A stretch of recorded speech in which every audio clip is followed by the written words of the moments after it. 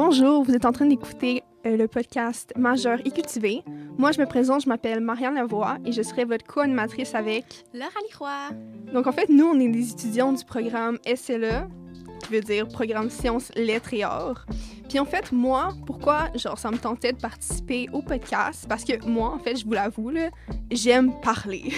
Franchement, je trouvais ça vraiment intéressant d'aborder des discussions puis vraiment parler d'enjeux qu'en ce moment, nous, on est en train de vivre en ce moment.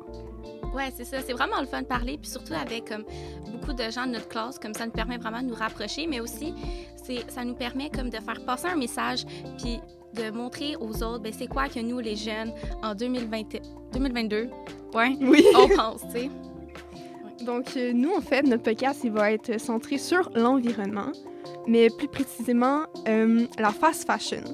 Donc, Laurelie, est-ce que tu pourrais m'expliquer un peu c'est quoi ça, exactement? Oui, en fait, la fast fashion, c'est comme, dans le fond, ça se traduit par une mode rapide. Ça désigne, dans le fond, l'influence des marques à produire des vêtements très vite, très souvent, pour pas très cher. Par exemple, on peut penser à des compagnies comme Shein. Ça, c'est comme une des marques par excellence de fast fashion. OK. Ouais. Donc, il me semble que la fast fashion, ça a comme vraiment des conséquences vraiment impactantes puis vraiment importantes dans la vie de tous les jours, que ce soit dans l'environnement, mais aussi dans le social en tant que tel. Ouais.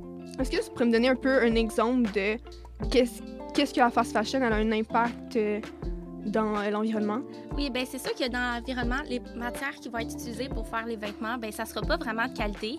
Fait que là, ça va vraiment apporter comme une surproduction puis une surconsommation parce qu'il va toujours falloir racheter des nouveaux vêtements parce que nos anciens, on les aura pas eu assez longtemps, on les aura pas portés assez longtemps qu'ils vont déjà être brisés.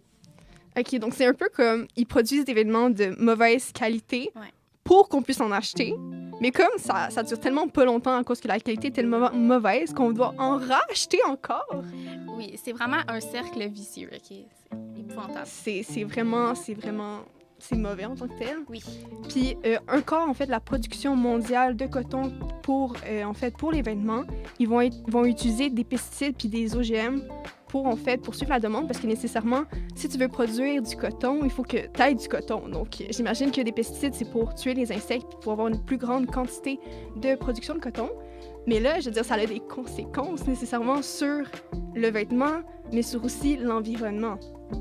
Oui, c'est ça. Il y a plein de vêtements qui utilisent beaucoup de produits chimiques pour la fibre du tissu. Fait que là, ça va se retrouver comme dans les rivières ou tout ce qui est... Ouais, les fleuves, les ruisseaux. Océans, les ruisseaux, whatever. Puis ça, c'est vraiment pas bon, on s'entend pour nos petits poissons. Mais aussi, c'est comme ce résidu-là, il va encore se retrouver dans nos vêtements quand on va le porter puis quand on va le mettre dans le lavage. Fait que toutes des particules cancérigènes puis plein d'affaires de va se retrouver comme dans l'eau, de lavage. Mais là, tu me fais penser à quelque chose. En ce moment, je porte du coton. Puis là, je me dis, oh my God! Les impacts du vêtement que je porte actuellement ont eu des répercussions beaucoup plus grandes que ce que j'aurais pensé actuellement.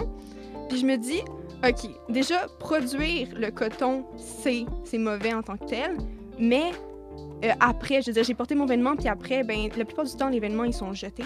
Donc, j'imagine même pas encore les conséquences d'une autre forme de pollution que ça a. Non, c'est ça. C'est sûr que souvent, quand on n'aime plus un vêtement, on va avoir tendance à le jeter, mais c'est comme... On empêche de donner une deuxième vie à ce vêtement-là parce que, mettons, si on irait le porter en friperie ou on le revendrait pour vraiment pas cher, il y a une deuxième personne qui pourrait l'acheter, puis elle pourrait le porter et elle aimerait comme toute un autre vie. Non, mais j'imagine, je veux dire...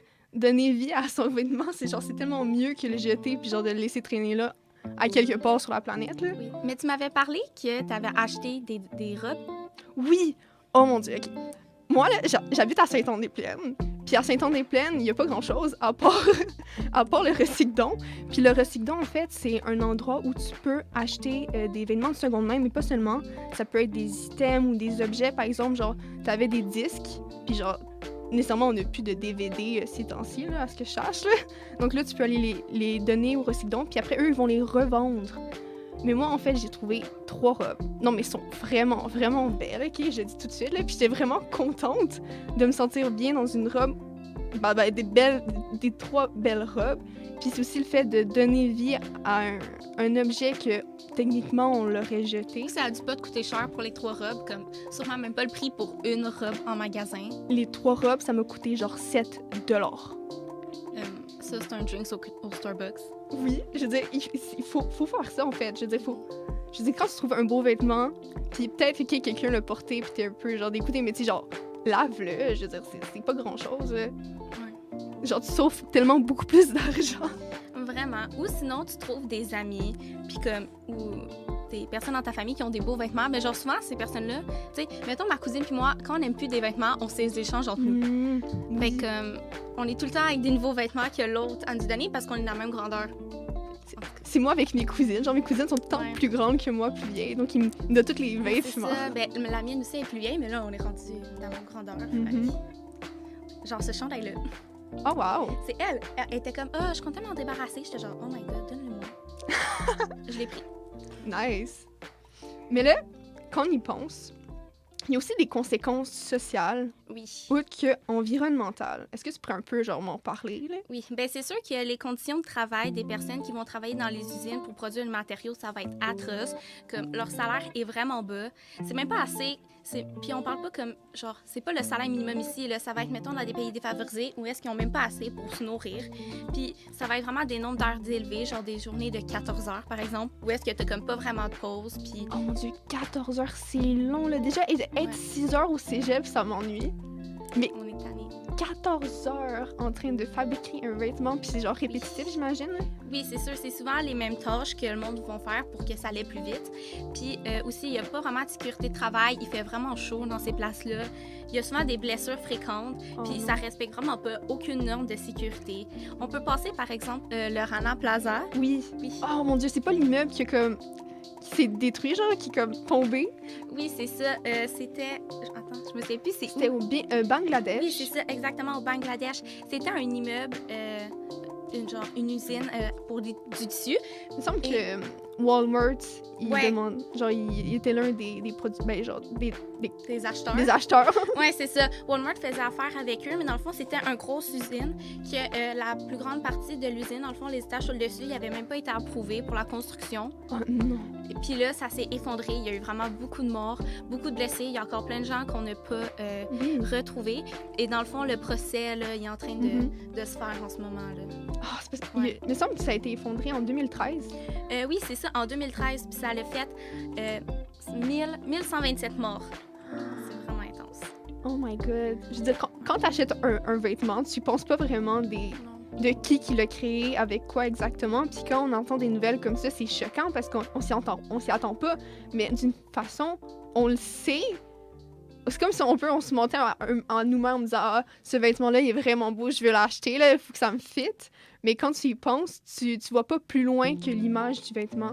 Non, c'est ça. Puis surtout, souvent, on n'entend pas souvent dans les nouvelles comme les conditions de travail qu'eux ils ont, puis tout, qu'est-ce qui se passe. Mais ça, c'est le quotidien là, d'avoir des aussi mauvaises conditions de travail, qu'il y a plein d'accidents qui arrivent. Et quand il y a des accidents, c'est comme, ils payent pas pour le médecin ou quoi que ce soit, t'es genre renvoyé, là. Ah ben là, je veux dire, pour les personnes qui ont été blessées dans l'accident du Rana Plaza, qui sont pas morts, eux, là, ils sont en poursuite judiciaire. j'imagine même pas, je veux dire, si une fille, genre, elle perd une jambe, qu'est-ce qu'elle va faire après? Parce qu'on s'entend que c'est dans des pays en développement, puis il y a une grande pauvreté. Oui. Donc, nécessairement, ils cherchent de la... pas des ouvriers, là, mais c'est ça, des ouvriers à bas prix. Oui. Non, oui, c'est ça. Ben, comme... Attends, c'est quoi que t'as dit? J'ai oublié. Des ouvriers à bas prix. Oui, Non. ok, des ouvriers à bas prix. Oui, mais dans le fond, c'est ça. Comme si tu te fais mal, genre, tu reviens pas travailler, c'est tant pis pour toi, là. Il y a tellement une grande demande parce que là, c'est genre, tout le monde cherche ta job. Fait que là, ça... Donc, ça part facilement. Oui. Donc, si une personne quitte, bien, il y en a tellement de monde qui veulent travailler Ouais. qu'ils peuvent facilement remplacer la personne. Oui. Sinon, j'avais regardé un documentaire. Je me souviens plus c'est où exactement. Faudrait le retrouver. Mais c'était une usine, dans le fond, qui elle jetait les déchets toxiques dans une rivière proche, genre, d'un petit village. Et ça allait affecter vraiment plein d'autres villages à côté. Comme il y a plein de gens qui ont commencé à développer des maladies, puis plein de trucs du genre.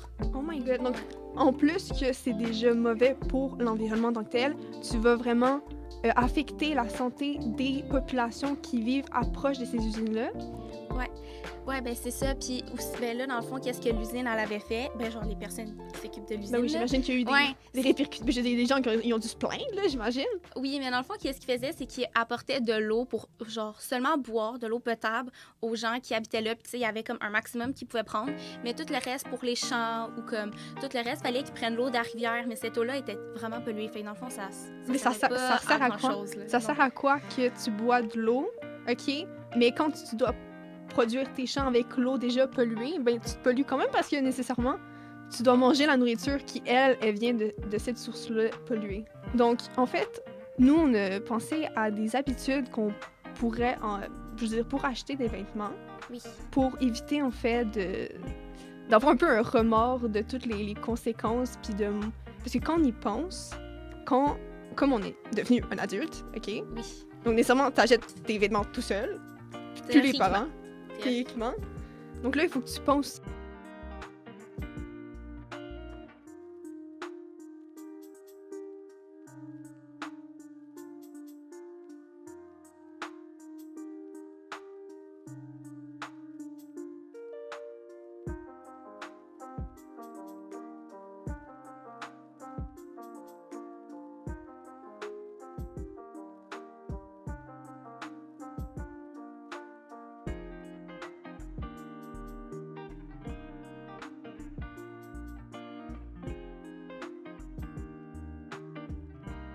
Ça va t'emmener sur une page web et tu peux rentrer n'importe quelle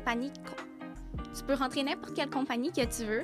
Et dans le fond, ça va dire si ça a des bonnes valeurs éthiques, si les employés sont bien traités, si ça respecte comme des bonnes normes environnementales, ou mettons, s'il n'y a rien qui est dit sur les employés ou l'environnement, comme il n'y a rien qui est accessible, ce qui est un peu shady. Donc, je veux dire, c'est tellement pratique. Tu n'as même pas besoin d'aller taper sur genre Internet, genre toutes les informations que tu veux. L'information, elle est donnée. Oui, ça fait la recherche pour toi, exactement. Fait que sinon aussi, ben, il y a toujours la solution de comme passer avant d'acheter. Est-ce que j'en ai vraiment besoin? Oui. Est-ce que c'est une nécessité? Exactement.